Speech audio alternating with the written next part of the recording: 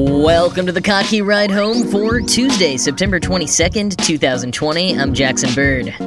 A new study has found that fans of horror movies are having an easier time coping with the pandemic. The woman who serves as the Queen of England's body double, a new species of dinosaur discovered with perfectly preserved fossils in China, and a few ways to get your nature fix from the National Park Service, including one that could make you $50,000 richer.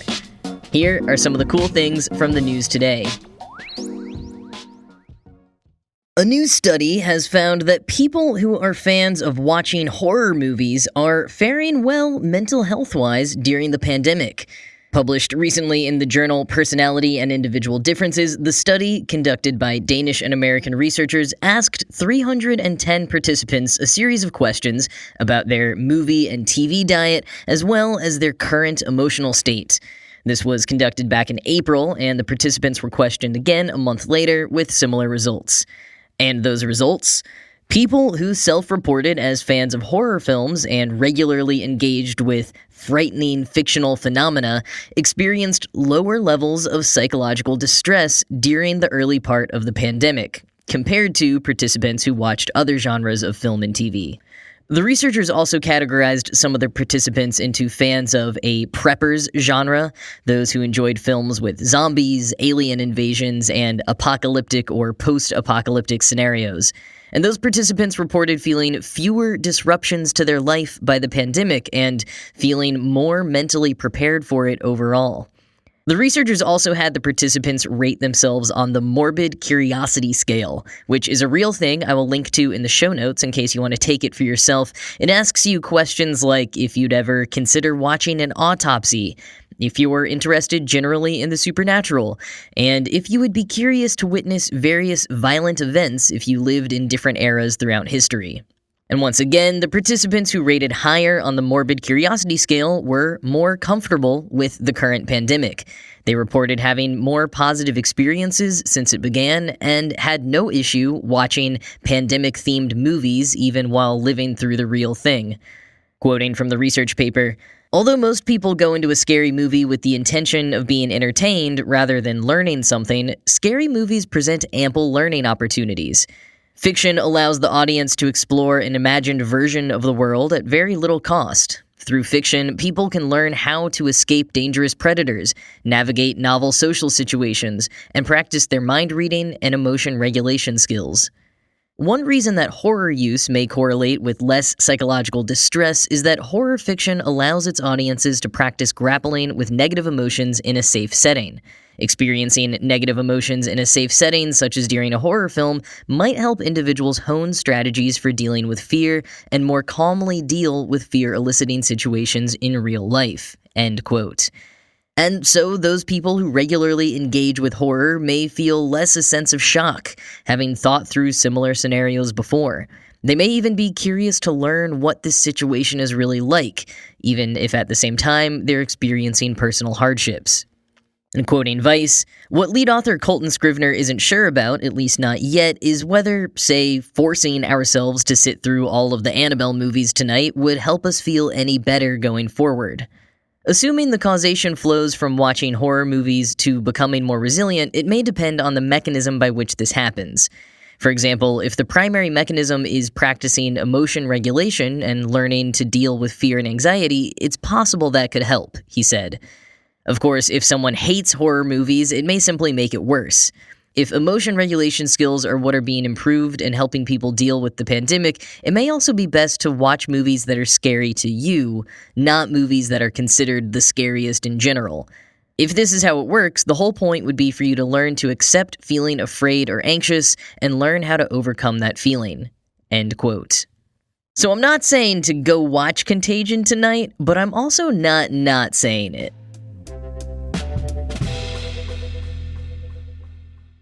You know how in movies a lot of the main actors will have body doubles or stand-ins while they're shooting? People roughly the same size and stature as them who can stand around while the crew sets up shots and lighting? Perhaps the most famous example represented in pop culture is Martin Freeman and Joanna Page's characters in Love Actually, the two who are working as stand-ins for a few sex scenes in a film. But in a merging of reality and fiction, it turns out that the Queen of England has a stand-in as well for many of her public events. Every public event the Queen makes is highly rehearsed, down to the very last detail. And the Queen is, of course, a very busy person, so it makes sense that she would have a stand-in from time to time. It's just not something I had ever thought about before. Ella Slack has been standing in for the Queen since the 1980s. It all began when she was working at the BBC. They were preparing to film the Queen's remarks at the Cenotaph in London, and the producer was trying to fix a comment the Queen had made that the way the setup was arranged, the sun was in her eyes when she was standing on her mark. Slack spoke up and asked if he'd like her to stand in the Queen's spot because all the other crew members were 6-foot-tall men, and she, at just barely 5 foot, was much closer to the Queen's height of 5'2". And Slack apparently did very well standing there because she continued being called on for over 50 events over the years. She stood in for rehearsals at hospital wing openings, the state opening of Parliament, riding in the royal carriage, appearing on the Buckingham Palace balcony, and the royal box at Royal Albert Hall. She notes that even when they need her to stand in for when the Queen will be sitting on the throne, that she herself is not allowed to sit on it, so she has to hover above it in a crouched position. And Ella Slack is not a spitting image of the Queen by any means, but she does match Her Royal Highness's height and stature, and will occasionally dress to impress in a wardrobe not too far from the Queen's own style. Slack also says that she has never accepted payment for the job, doing it simply because it's a pleasure to do. And I mean, it makes a good story, that's for sure. And though she says she's met a few royal family members, it doesn't seem like she's ever met the Queen herself, leading me to wonder, if we've never seen the two in the same place at once.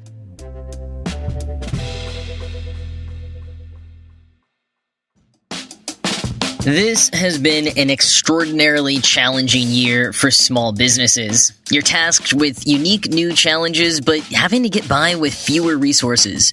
So when it comes to hiring, even though it's more critical than ever to find someone who's the right fit for your company, doing that on top of everything else is easier said than done. Well, Indeed is here to help. Indeed.com is the #1 job site in the world because they get you the best people fast. Unlike other sites, Indeed gives you full control and payment flexibility over your hiring. You only pay for what you need, and you can pause your account at any time. You won't get roped into any long-term contracts. Plus, Indeed offers powerful tools to help with your search, like sponsored jobs, which have shown to be 3.5 times more likely to result in a hire. 73% of online job seekers visit Indeed each month, and Indeed has helped over 3 million businesses get the important hires they need. And right now, Indeed is offering listeners of the Kottke Ride Home a free $75 credit to boost your job post, which means more quality candidates will see it and fast. So try out Indeed with that free $75 credit at Indeed.com/goodnews. This is their best offer available anywhere, so go right now to Indeed.com/goodnews. Terms and conditions apply. Offer is valid through December 31st. A new dinosaur species has been discovered in China. 2 complete fossilized specimens were found in Liaoning in northeast China, preserved for 125 million years in the Lujiatun beds, which are in the Yixian Formation. It's believed that the 2 dinosaurs, named Qiangmiania liaoningensis, meaning eternal sleeper from Liaoning, were trapped by a volcanic eruption, being immediately covered in a fine sediment while they were resting. Quoting All That's Interesting, paleontologist Pascal Godefroy of the Royal Belgian Institute of Natural Sciences explained that the dinosaurs are the most primitive ornithopod dinosaur to date. Ornithopods are herbivorous dinosaurs that can walk on 2 legs. These creatures had tails, shovel-shaped snouts, were about 4 feet long, and had very powerful legs, suggesting that they ran quickly and walked upright. It is thought that this new species was perhaps similar to the Bernissart iguanodons, which were gigantic herbivores with spiked thumbs, as well as duck-billed dinosaurs. Godefroy added that they were likely from the Cretaceous period, which was between 145.5 and 65.5 million years ago. The new species has since been classified and published in the journal Peer J. End quote. Godefroy also adds that the shoulder blade's neck and forearms, as well as its shovel-like snout, are suggestive of a burrowing vertebrate, like a rabbit. Over the past generation, the Lugiaton beds have proven to be a fertile ground for fossil discoveries, many of them being incredibly well preserved due to periodic volcanic eruptions in the area millions of years ago. Similar to those who perished after the eruption at Mount Vesuvius, these new dinosaurs and others in the Lugiaton beds were coated in ash just before or immediately after their deaths, leaving them almost perfectly preserved for millennia. This Saturday, the 26th, is National Public Lands Day. It's been held every fourth Saturday in September since 1994 and is the nation's largest single-day volunteer event for public lands. It is also one of the few days of the year that every single national park in the U.S. is free. And national parks, by the way, aren't just typical parks like Yosemite. They also include historical sites like Federal Hall and monuments like the Statue of Liberty. However, this year, a lot of parks and monuments, etc., are closed due to COVID-19 regulations, or not admitting as many people as possible. So if you are trying to hit up somewhere for free admission, make sure you look up any park you're thinking of going to before you do, as well as any local regulations. And while you can go just to take advantage of free admission, the real point of the holiday is volunteerism. Typically, parks around the nation host park cleanups and other volunteer efforts, and there are still some volunteer events happening at parks across the nation this year, but in addition to that, the National Park Service is running virtual events and offering virtual volunteer opportunities. You can volunteer to do things like transcribe historical documents for the Smithsonian, track bird populations with eBird, and count penguins for Zooniverse. More info about all of those opportunities, virtual and in person, are on the National Public Lands Day website, link in the show notes. But if you're busy on Saturday or the park you want to go to isn't open at the moment, never fear. The National Park Service actually has several free days each year. The last one for 2020 will be Veterans Day on November 11th, but they'll most likely also waive entrance fees next year on Martin Luther King Jr. Day and a few others throughout the year. And hey, while we're talking about national parks, if you really want to cross a bunch of them off your bucket list, Michelob Ultra will give you an RV and $50,000 to spend 6 months traveling through national parks around the country. To become their Chief Exploration Officer, all you have to do is apply on their website. I'm pretty sure they're looking for someone with mad photography or videography skills, though, as part of the job. We'll be posting on their social media, and though the requirements and qualifications to apply are quite sparse, among them are, quote, an affinity for outdoor nature photography and or videography. And honestly, as much as I think it's a sign of our gig economy times that companies keep branding straight-up contests as jobs, I'm actually really tempted by this one. I mean, it's too bad my photography and videography skills are nowhere near up to snuff, because I definitely wouldn't say no to 6 months alone in an RV driving across America. Sounds like a pretty great escape right about now. But anyways, whether you want to try your luck at going all in on a 6-month adventure, or just want to virtually visit a park on Saturday, happy National Public Lands Day to all.